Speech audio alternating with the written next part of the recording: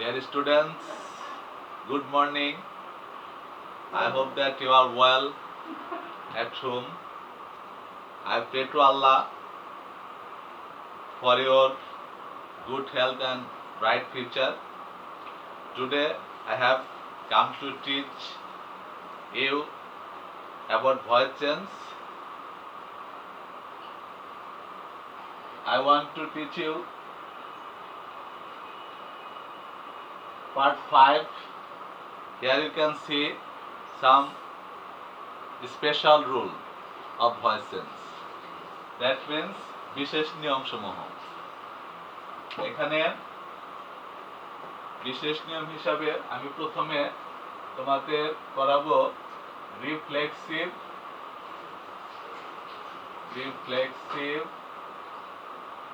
Pronoun যুক্ত object থাকলে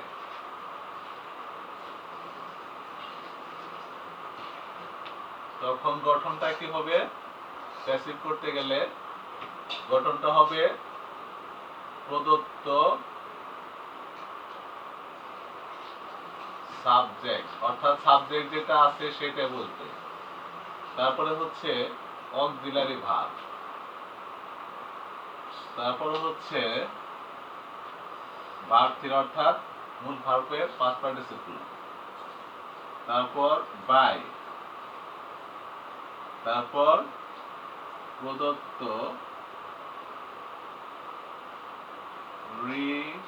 reflexive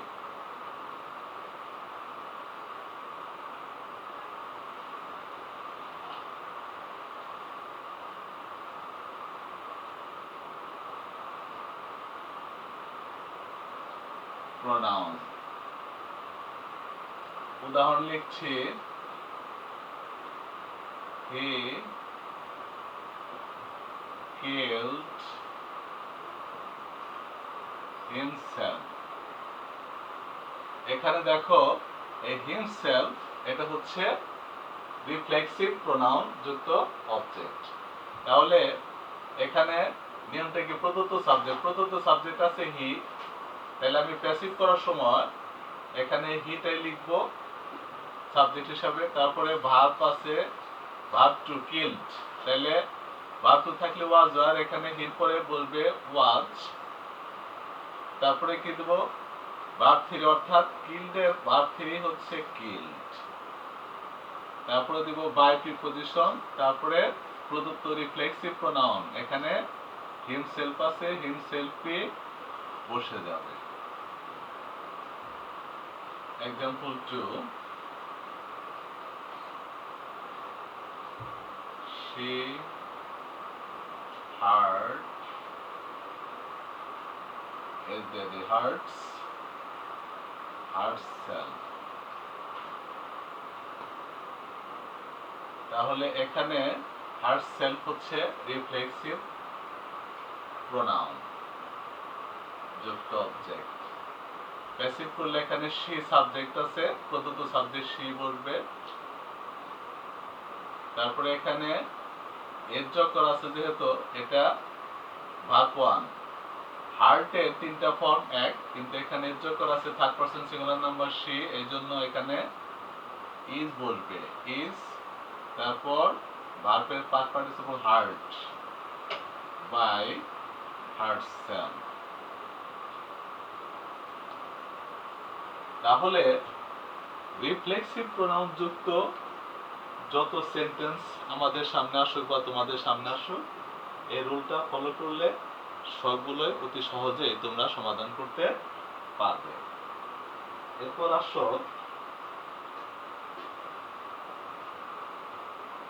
rule 2।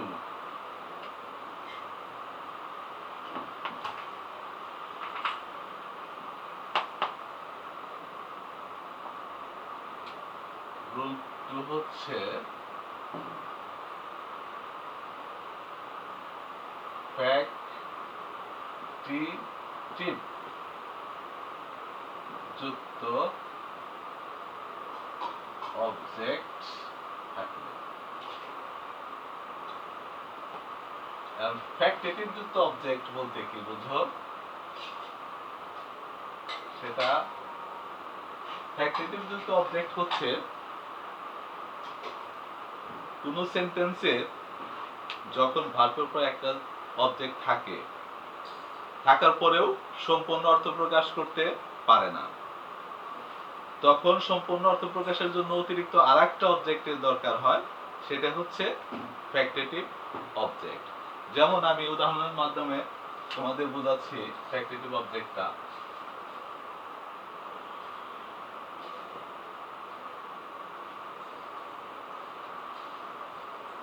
We made him. We made him, আমরা তাকে বানালাম। কি বানালাম? কি বানালাম? এখানে কিছু অসম্পূর্ণ আছে বলে মনে হয়, যে আমরা তাকে হয়তো চেয়ারম্যান বানালাম, মেম্বার বানালাম, ক্যাপ্টেন বানালাম, এরকম যদি দেই তাহলে এই মেয়েদের অর্থটা সম্পূর্ণ প্রকাশ করে। এই জন্য এই যে এখানে যদি আমি দিয়ে দেই যে suppose we made him chairman, তাহলে সম্পূর্ণ অর্থ প্রকাশ হলো এই অতিরিক্ত অবজেক্ট চেয়ারম্যান দেওয়ার কারণে। এটা হচ্ছে ফ্যাক্টেটিভ অবজেক্ট। এটা হচ্ছে ফ্যাক্টেটিভ অবজেক্ট। তাহলে এখন এই ফ্যাক্টেটিভ অবজেক্ট যুক্ত সেন্টেন্সকে আমি কিভাবে ভয়েস চেঞ্জ করব? এখানে আমি আগে রুলটা লিখে নিই।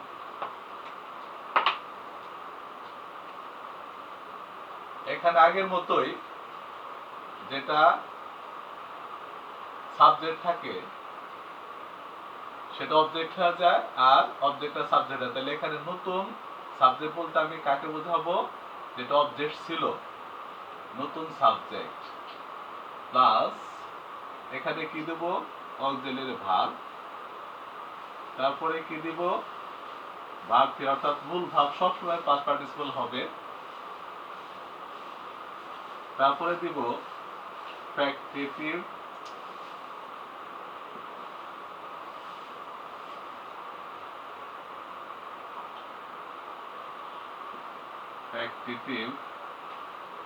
অবজেক্ট। তারপরে দিব বাই। তারপরে নতুন অবজেক্ট।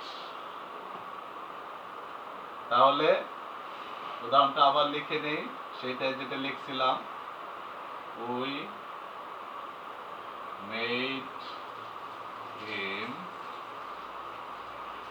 চেয়ারম্যান। তাহলে এখানে আমার অবজেক্ট আছে হিম, যেটা ব্যক্তিবাচক অবজেক্ট। এখানে এটাকে প্রোনোমিনাল অবজেক্টও বলা হয়। এই হিমটাকে আমি এখন সাবজেক্ট বানাবো, এটা হচ্ছে নতুন সাবজেক্ট। তাহলে এখানে এটা নমিনেটিভ কেস হয়ে যাবে, হিমটা হয়ে যাবে হি। তারপরে এটা ভার্ব টু আছে, অক্সিলারি ভার্ব হবে ওয়াজ ওয়ার, তাহলে এখানে ওয়াজ বলবে, তাহলে হি ওয়াজ। তারপরে ভার্ব থ্রি মেড, এটাই ভার্ব থ্রি, এটাই বলবে। তারপরে কি ফ্যাক্টেটিভ অবজেক্ট, এই যে চেয়ারম্যান, এটা হচ্ছে ফ্যাক্টেটিভ অবজেক্ট। ভার্বের পাস্ট পার্টিসিপলের পরে এটা বসে যাবে। তারপরে কি বলবে? বাই, নতুন অবজেক্ট, অর্থাৎ এই যে উইটা সাবজেক্ট ছিল, এটা এখন অবজেক্টে বসবে, হয়ে গেল অবজেক্টিভ কেস আস। আর একটা এক্সাম্পল আমি লিখছি, দে সিলেক্ট মি ক্যাপ্টেন। তাহলে এখানে ক্যাপ্টেন হচ্ছে ফ্যাক্টেটিভ অবজেক্ট। প্যাসিভ করলে আমি একইভাবে কি করব? যেটা অবজেক্ট ছিল মি, এটাকে আমি সাবজেক্ট বানালাম, হয়ে গেল আই। এখানে আছে ভার্ব ওয়ান, তাহলে আই এর পরে এম ইজ আর এর কি বলবে? সবসময় এর পরে এম বসে। তারপরে সিলেক্টেড পাস্ট পার্টিসিপল হচ্ছে সিলেক্টেড বা সিলেক্টিভ। তাহলে আই এম সিলেক্টেড, তারপরে কি এই ফ্যাক্টরেটিভ অবজেক্টটা বসে যাবে, ক্যাপ্টেন, তারপরে কি বাই দেয়া আছে সাবজেক্ট, এটা অবজেক্ট হয়ে যাবে, এখানে হবে অবজেক্ট ইকুয়াল দেন। এইভাবে আমরা ফ্যাক্টরেটিভ অবজেক্ট যুক্ত যত অ্যাক্টিভ ভয়েস থাকবে এই নিয়মে আমরা সহজেই প্যাসিভ করতে পারবো। তোমরা বেশি বেশি প্র্যাকটিস করবে।